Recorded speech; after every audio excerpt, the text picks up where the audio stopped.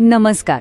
आज आपण एका अशा जागेबद्दल बोलणार आहोत जी जेवढी भव्य आहे तेवढीच रहस्यमयी. हो, आपण बोलतोय 13व्या शतकातल्या कोणार्क सूर्य मंदिराविषयी. याला कृष्ण पॅगोडा का म्हणतात आणि सर्वात मोठं गूढ म्हणजे या मंदिराचा गाभारा, त्याचं हृदय 100 वर्षांपेक्षा जास्त काळापासून बंद का आहे? तर सुरुवातच करूया त्या मुख्य प्रश्नापासून. असं नेमकं काय झालं होतं की ह्या इतक्या भव्य मंदिराचा मुख्य सभामंडप वाळू आणि दगडांनी पूर्णपणे भरून कायमचा बंद करावा लागला?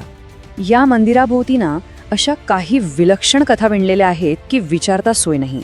म्हणजे युरोपीय खलाशी याला ब्लॅक पॅगोडा म्हणायचे.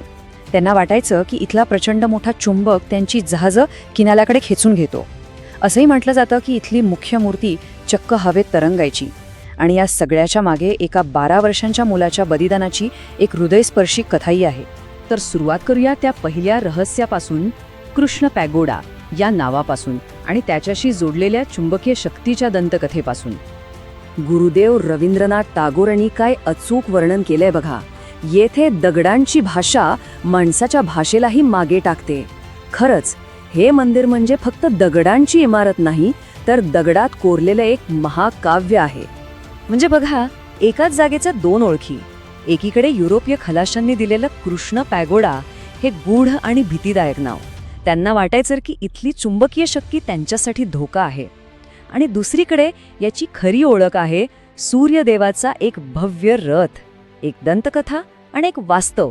किती मोठा फरक आहे. पण या सगळ्या कथा दंतकथांच्या पलीकडे एक भक्कम ऐतिहासिक कारण दडलेलं आहे.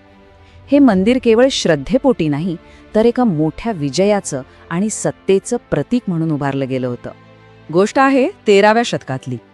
गंगवंशाचे पराक्रमी राजा नरसिंहदेव प्रथम यांनी आक्रमणकर्त्यांना हरवून मोठा विजय मिळवला होता. तर हा विजय साजरा करण्यासाठी आणि आपलं सामर्थ्य जगाला दाखवण्यासाठी त्यांनी हे अद्भुत मंदिर बांधायचं ठरवलं. 1700 पेक्षा जास्त, विचार करा, 1700हून अधिक हत्तींची शिल्प या मंदिरावर कोरलेली आहेत. ही केवळ सजावट नाही, तर राजा नरसिंहदेवांच्या प्रचंड हत्ती दलाची ताकद दाखवतात. म्हणूनच तर त्यांना गजपती म्हणजे हत्तींचे स्वामी असं म्हटलं जायचं. जणू काही दगडांवर कोरलेला हा एक लष्करी इतिहासच आहे. पण थांबा, हे मंदिर फक्त सत्ता आणि विजयाबद्दल नव्हतं. यात जे विज्ञान आणि इंजिनिअरिंग दडले ना, ते पाहून तर थक्क व्हायला होतं. हे जणू काही 13व्या शतकातलं एक टाइम मशीन आहे. आता बघा, हे दोन चित्र खूप काही सांगून जातात. डावीकडे जे दिसते ते त्याचं मूळ वैभव. एक विशाल तब्बल 227 फूट उंच शिखर. आणि उजवीकडे मुख्य शिखर कोसळल्यानंतरची 1837 मधली भग्न अवस्था.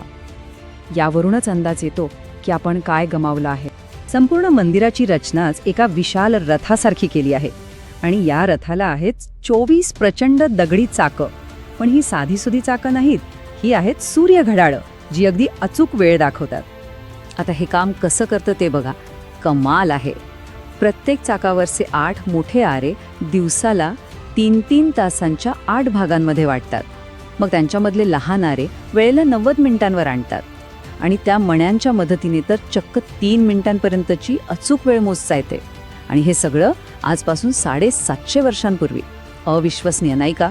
आणि अजून एक गोष्ट, समुद्राच्या किनारी वाळूच्या जमिनीवर इतकी भव्य वास्तू उभी कशी राहिली असेल? तर त्यासाठी वापरलं होतं ब्लॉक टाईप फाउंडेशन नावाचं एक अफलातून तंत्रज्ञान.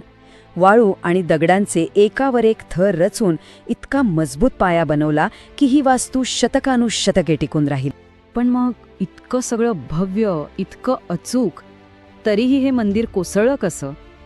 इथेच एका मुलाच्या बलिदानाची कथा आणि काही ऐतिहासिक सिद्धांत समोर येतात.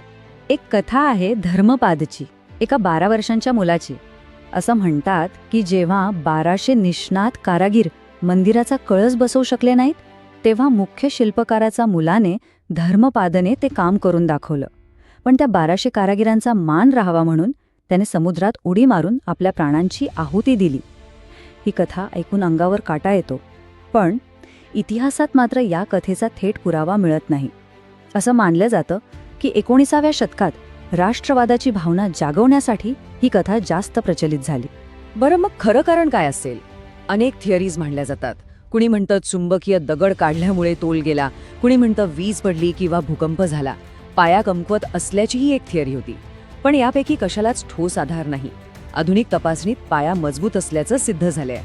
या सगळ्यांमध्ये सर्वात जास्त विश्वासार्ह वाटतो तो म्हणजे परकीय आक्रमणाचा सिद्धांत. काला पहाडसारख्या आक्रमणांनी मंदिराचं नुकसान केल्याचे उल्लेख इतिहासात सापडतात. आणि आत्ता येऊया आजच्या काळाकडे, मंदिराच्या त्या बंदिस्त रहस्याकडे, जो वारसा आजही आपल्यासमोर एक मोठं प्रश्नचिन्ह घेऊन उभा आहे. या मंदिराने खूप मोठा प्रवास पाहिलाय. बघा ना, साधारण 1250 मध्ये बांधकाम सुरू झालं, 1258 मध्ये ते पूर्णही झालं. पण मग 16-17व्या शतकात त्याचं मुख्य शिखर कोसळलं. आणि मग आला 1903 सालचा तो महत्त्वाचा निर्णय. ब्रिटिश प्रशासनाने उरलेल्या सभामंडपाला वाचवण्यासाठी तो आतून पूर्णपणे वाळू आणि दगडांनी भरून टाकला. जेव्हा आपण बंद केलं किंवा भरून टाकलं म्हणतो, तेव्हा त्याचा नेमका अर्थ काय? हे चित्र तेच दाखवतंय. हा आहे त्या सभामंडपाचा क्रॉस सेक्शन.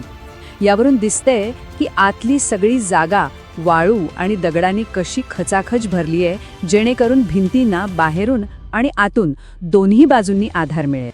आज इतक्या वर्षांनंतरही भारतीय पुरातत्व सर्वेक्षण विभाग तो सभामंडप उघडण्याची जोखीम घ्यायला तयार नाही. आणि त्यामागे खूप मोठं कारण आहे.